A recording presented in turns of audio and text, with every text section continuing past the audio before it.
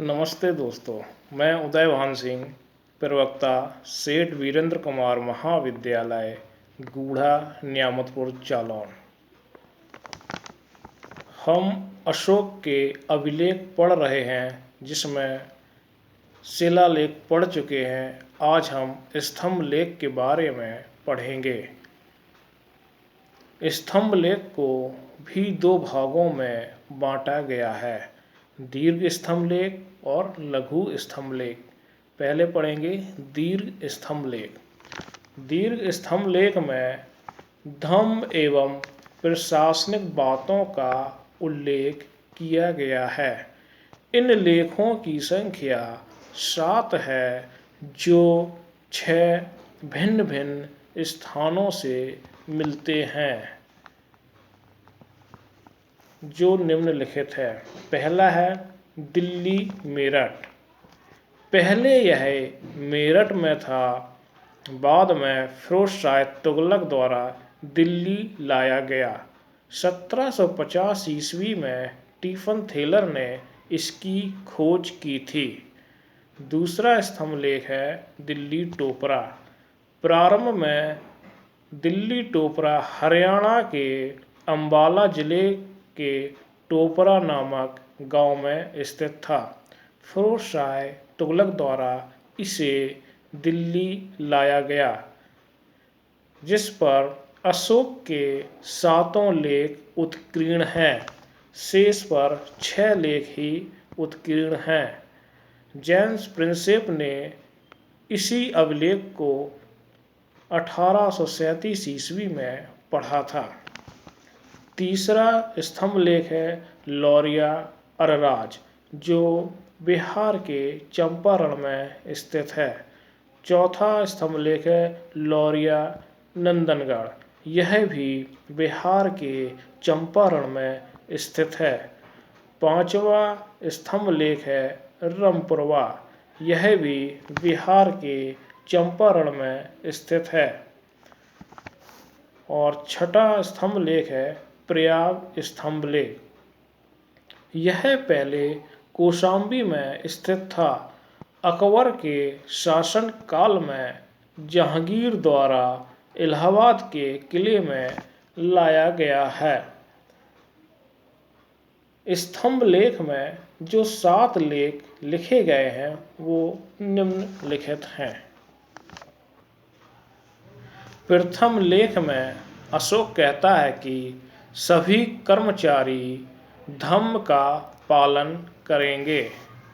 दूसरे लेख में अशोक कहता है कि धम्म क्या है, और स्वयं ही इसका उत्तर देता है। अशोक बताता है कि अपाशिनवे, बहुकयाने, दया दाने, सचे सोचिए, माधवे साधवे चा, अर्थात पाप से दूर रहना, अत्यधिक कल्याण करना, दया, दान, सत्यता, पवित्रता, मृदुता और साधुता ही धम्म है।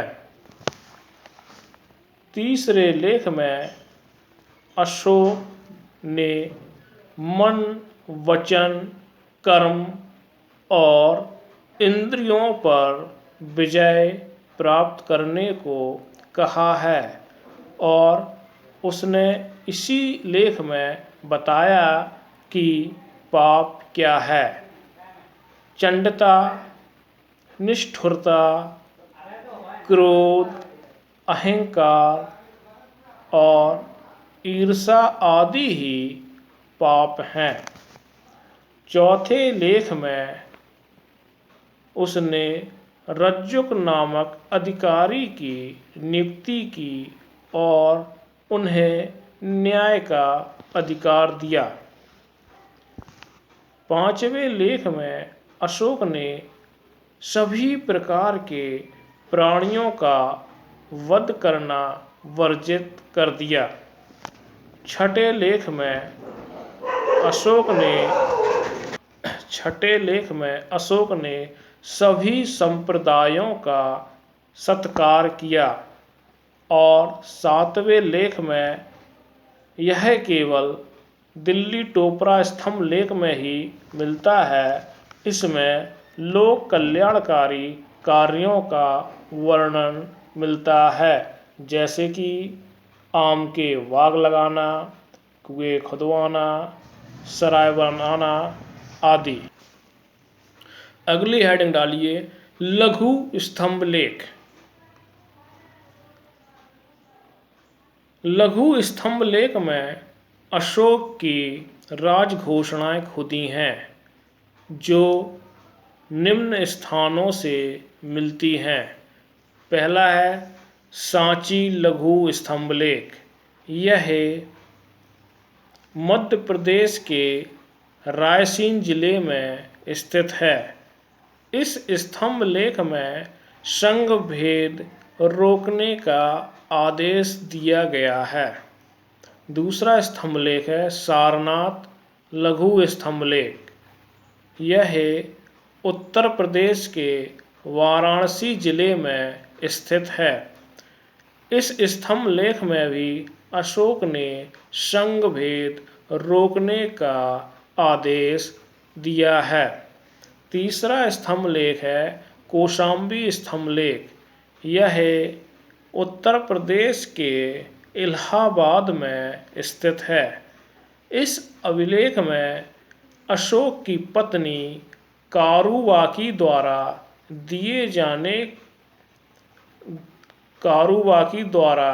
दान दिए जाने का उल्लेख मिलता है। इसी में उसके पुत्र तीवर का भी उल्लेख है। इस स्तंभ लेख को रानी का अभिलेख भी कहा जाता है।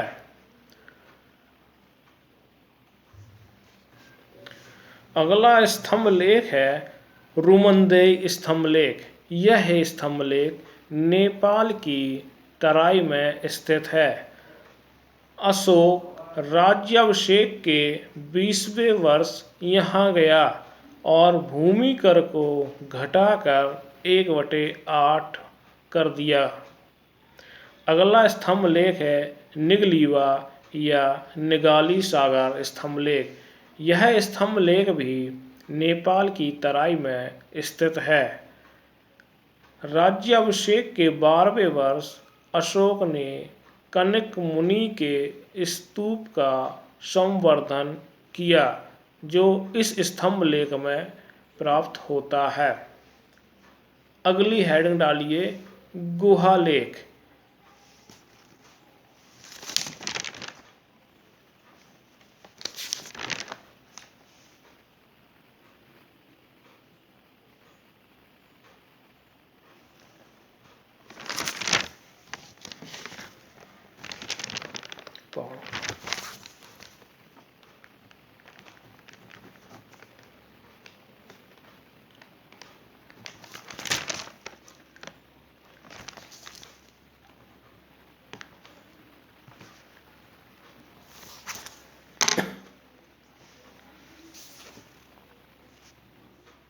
गुहा लेख पहाड़ों को काटकर लिखे गए लेख हैं।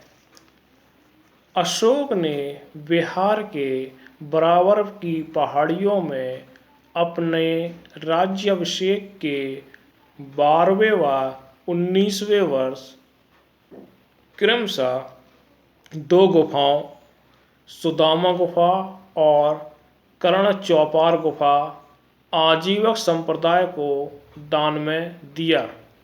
बराबर की पहाड़ी आधुनिक खलवितक पर्वत हैं। एक अन्य गुफा विश्व झोपड़ी गुफा का भी निर्माण अशोक ने राज्याभिषेक के 12वें वर्ष करवाया था। अशोक के पौत्र दशरथ ने नागार्जुनी पहाड़ी में आजीवक संप्रदाय के लिए 3 गुफा गोपी, लोमहर्षि एवं वडतिखा गुफा का निर्माण करवाया था। इन गुहा लेखों की भाषा प्राकृतिक एवं लिपि ब्राह्मी थी। आज के लिए इतना ही। धन्यवाद।